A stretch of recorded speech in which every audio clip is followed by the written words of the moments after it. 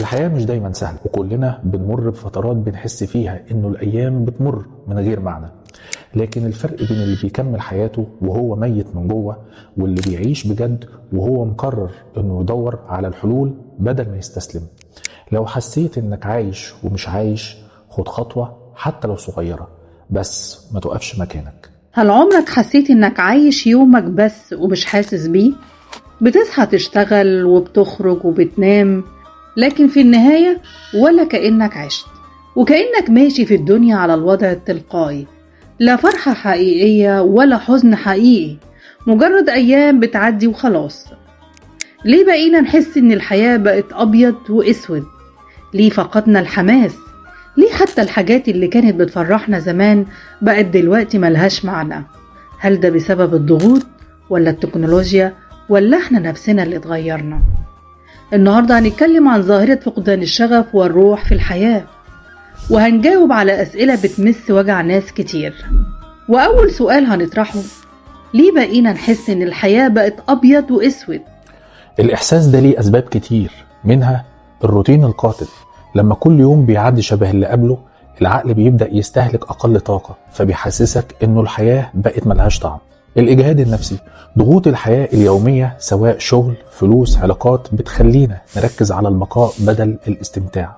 التوقعات العالية، زمان كنا بنفرح بالحاجات الصغيرة، دلوقتي بقينا بنجري ورا الكمال، فبقينا دايما غير راضيين. هل فعلا التكنولوجيا والسوشيال ميديا ليها دور في إن إحساسنا بالحياة بقى باهت؟ أيوة، ودي من أكبر الأسباب اللي خلت حياتنا تفقد معناها. إدمان المقارنة، بنشوف حياة الناس على السوشيال ميديا ونتخيل إن حياتهم مثالية، فبنحس إن حياتنا ناقصة. المحتوى السريع، كل حاجة بقت سريعة جدا، فيديوهات قصيرة، منشورات ورا بعض. عقولنا بقت مستهلكة طول الوقت ومش قادرة تستمتع بلحظة واحدة. فقدان التفاعل الحقيقي، بقينا نستبدل العلاقات الحقيقية باللايكات والكومنتات، فبقينا نحس بالوحدة رغم إن حوالينا ناس كتير. هل فقدان الشغف طبيعي ولا هو مرض نفسي؟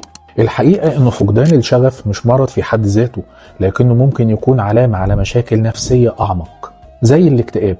لما بنفقد المتعة في كل حاجة، حتى الحاجات اللي كنا بنحبها مثلا. القلق المزمن، لما بتبقى دايما مشغول بالمستقبل لدرجة إنك مش قادر تعيش الحاضر. الاحتراق النفسي، لما تشتغل وتضغط على نفسك لدرجة إنك تنسى نفسك أصلا. هل في حلول ترجع لنا الإحساس بالحياة؟ طبعا، لكن الحل مش في حاجة واحدة بس، لازم نشتغل على كذا حاجة مع بعض. 1. كسر الروتين، التخلص من السموم الرقمية، قلل استخدام السوشيال ميديا وجرب تقضي وقت أكتر مع ناس بشكل حقيقي. الامتنان، كل يوم اكتب حاجة واحدة حلوة حصلت لك، العقل بيتبرمج إنه بيركز على الإيجابي بدل السلبي. العطاء، ساعد حد، اعمل خير، جرب الإحساس ده وهتشوف الفرق.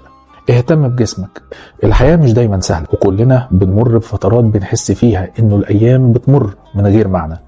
لكن الفرق بين اللي بيكمل حياته وهو ميت من جوه، واللي بيعيش بجد وهو مقرر إنه يدور على الحلول بدل ما يستسلم.